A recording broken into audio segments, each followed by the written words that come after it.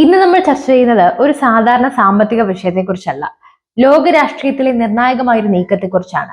ലോകത്തിലെ വൻ ശക്തികൾ തമ്മിലുള്ള പോരാട്ടത്തിൽ നമ്മുടെ സ്വന്തം ഇന്ത്യ ഒരു യോദ്ധാവിനെ പോലെ എങ്ങനെയാണ് നിലയുറപ്പിച്ചത് എന്ന് നിങ്ങൾക്കറിയാമോ?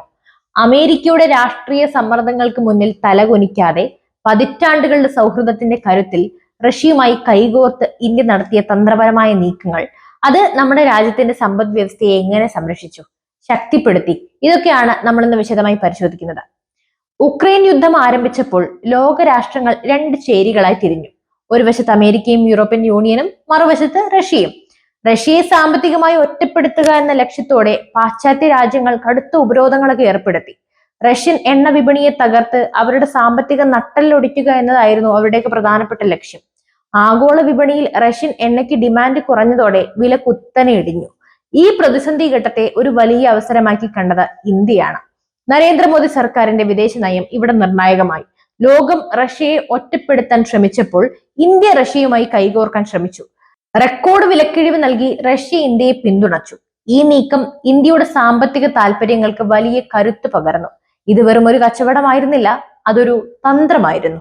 റഷ്യയിൽ നിന്നും ഇറക്കുമതി ചെയ്ത അസംസ്കൃത എണ്ണയെ ഇന്ത്യൻ റിഫൈനറികൾ ഉപയോഗിച്ച് ശുദ്ധീകരിച്ച് ഉന്നത നിലവാരമുള്ള പെട്രോളിയം ഉൽപ്പന്നങ്ങളാക്കി മാറ്റി. ഈ ശുദ്ധീകരിച്ച ഉൽപ്പന്നങ്ങൾ റഷ്യയ്ക്ക് ഉപരോധം ഏർപ്പെടുത്തിയ യൂറോപ്പ് അടക്കമുള്ള രാജ്യങ്ങൾക്ക് ഉയർന്ന വിലയ്ക്ക് ഇന്ത്യ കയറ്റി അയച്ചു.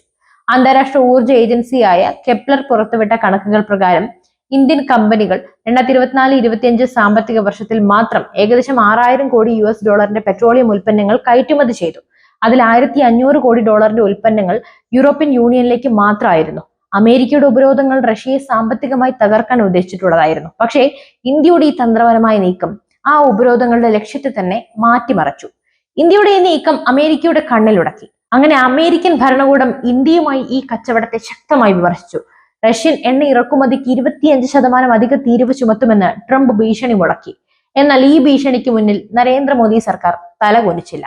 രാജ്യത്തിന്റെ സാമ്പത്തിക താല്പര്യങ്ങൾക്കാണ് ഇവിടെ മുൻഗണന നൽകുന്നതെന്ന് ഇന്ത്യ ഉറച്ച നിലപാടെടുത്തു. റഷ്യയുമായുള്ള പതിറ്റാണ്ടുകളായുള്ള സൗഹൃദം ഇവിടെ നിർണായക പങ്ക് വഹിച്ചു. ഇവിടെ നമ്മൾ കാണേണ്ടത് വെറും ഒരു കച്ചവടമല്ല, മറിച്ച് ഒരു രാജ്യത്തിന്റെ നിലപാടാണ്. ആഗോള രാഷ്ട്രീയത്തിൽ ഒരു സ്വതന്ത്ര ശക്തിയായി വളർന്നു വരുന്ന ഇന്ത്യയുടെ പ്രതീകമാണത്. അമേരിക്കയുടെ ഭീഷണികൾക്ക് മുന്നിൽ വഴങ്ങാതെ സ്വന്തം താല്പര്യങ്ങളുടെ സാമ്പത്തിക താല്പര്യങ്ങൾക്ക് മാത്രം മുൻഗണന നൽകിക്കൊണ്ടുള്ള ഒരു നീക്കം. റഷ്യയിൽ നിന്നുള്ള വിലക്കിഴിവുള്ള എണ്ണ ഇറക്കുമതി ഇന്ത്യൻ സമ്പദ് വ്യവസ്ഥയെ സംരക്ഷിച്ചു. അന്താരാഷ്ട്ര വിപണിയിൽ എണ്ണവില കുതിച്ചുയരുമ്പോൾ ഉണ്ടാകുന്ന പണപ്പെരുപ്പത്തെയും ജീവിത ചെലവ് വർധനവിനെയും ഇതൊരു പരിധിവരെ നിയന്ത്രിച്ചു. അപ്പോൾ ഇവിടെ നമ്മൾ കാണുന്നത് ഒരു വശത്ത് അമേരിക്കയുടെ രാഷ്ട്രീയ ലക്ഷ്യങ്ങളും മറുവശത്ത് ഇന്ത്യയുടെ സാമ്പത്തിക സുരക്ഷയുമാണ്.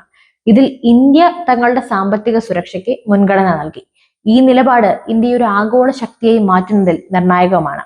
ഇത് വെറും എണ്ണക്കച്ചവടമായിരുന്നില്ല, അതൊരു രാഷ്ട്രീയ നീക്കമായിരുന്നു. റഷ്യയുമായി കൈകോർത്തുകൊണ്ട് അമേരിക്കയുടെ ഭീഷണികൾക്ക് മുന്നിൽ തലകുനിക്കാതെ ഇന്ത്യ സ്വന്തം വഴി വെട്ടിത്തുറന്നു. അപ്പോൾ ഈ വിഷയത്തിൽ നിങ്ങളുടെ അഭിപ്രായങ്ങൾ കമന്റിൽ അറിയിക്കുക. അടുത്ത വീഡിയോയിൽ കാണും വരെ